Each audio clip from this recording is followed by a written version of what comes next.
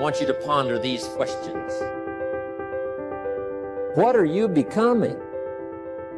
The big question is not what am I getting paid here? The big question is what am I becoming? Because true happiness is not contained in what you get. Happiness is contained in what you become. Are we living the lives we want to live, or are we living stereotyped lives based on phony values? Usually they're a combination of both, a kind of compromise which says surely other people must have some idea of what constitutes the good life. After all, there are so many of them. But when we look closer, we see that they're living shadow lives, as Mumford calls them. In competition, ice skating, you've seen a couple match each other's movements almost perfectly. It's called shadow skating, I believe. They try to match each other's movements so perfectly that each might be the other's shadow. You know, everybody has a different temperament and personality, and it's something that has to be developed, you know, over a period of time. If you're too shy, you should really learn to push that into a small corner and speak up more. If you're a little too loud, maybe you should, you know, calm down just a little bit. But we shouldn't try to just radically become someone else. But that's what sophistication and civilization is supposed to do, is to make us civil. And all so-called civilized peoples have increasingly become crazy and self-destructive because through excessive thinking they have lost touch with reality. A person who thinks all the time has nothing to think about except thought. So he loses touch with reality and lives in a world of illusion. By thoughts, I mean specifically chatter in the skull, perpetual and compulsive repetition of words, of reckoning and calculating. We become what we think about most of the time, and that's the strangest secret. This is why thinking is so vital. This is why a goal is so important, because we will become that. This is why people who set goals achieve them. The trouble with men is not in achieving their goals. They do that. It's in establishing them. The only thing about a man that is a man is his mind. Everything else you can find in a pig or a horse. It's true. And so if we're going to develop something, this is a good place to start. To think deliberately and with a purpose.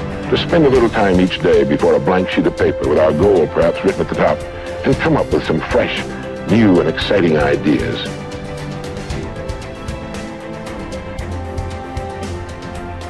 How to get the results you want. The principal reasons for failure are lack of confidence and too much effort. Many people block answers to their prayers by failing to fully comprehend the workings of their subconscious mind. When you know how your mind functions, you gain a measure of confidence. You must remember, whenever your subconscious mind accepts an idea, it immediately begins to execute it. It uses all its mighty resources to that end and mobilizes all the mental and spiritual laws of your deeper mind. This law is true for good or bad ideas. Consequently, if you use it negatively, it brings trouble, failure, and confusion. When you use it constructively, it brings guidance, freedom, and peace of mind. The right answer is inevitable when your thoughts are positive, constructive, and loving. From this, it is perfectly obvious that the only thing you have to do in order to overcome failure is to get your subconscious to accept your idea or request by feeling its reality now, and the law of your mind will do the rest. Turn over your request with faith and confidence, and your subconscious will take over and answer for you. You will always fail to get results by trying to use mental coercion. Your subconscious mind does not respond to coercion. It responds to your faith or conscious mind acceptance. Your failure to get results may also arise from such statements as, "Things are getting worse. I will never get an answer. I see no way out. It is hopeless. I don't know what to do. I'm all mixed up." When you use such statements, you get no response or cooperation from your subconscious mind. Like a soldier marking time, you neither go forward nor backward. In other words, you don't get anywhere. If you get into a taxi and give a half dozen different directions to the driver in 5 minutes, He would become hopelessly confused and probably would refuse to take you anywhere. It is the same when working with your subconscious mind. There must be a clear-cut idea in your mind. You must arrive at the definite decision that there is a way out, a solution to the vexing problem in sickness. Only the infinite intelligence within your subconscious knows the answer. When you come to that clear-cut conclusion in your conscious mind, your mind is then made up, and according to your belief, it is done unto you. Easy does it. A house owner once remonstrated with a furnace repairman for charging $200 for fixing the boiler. The mechanic said, "I charged 5 cents for the missing bolt and $199.95 for knowing what was wrong."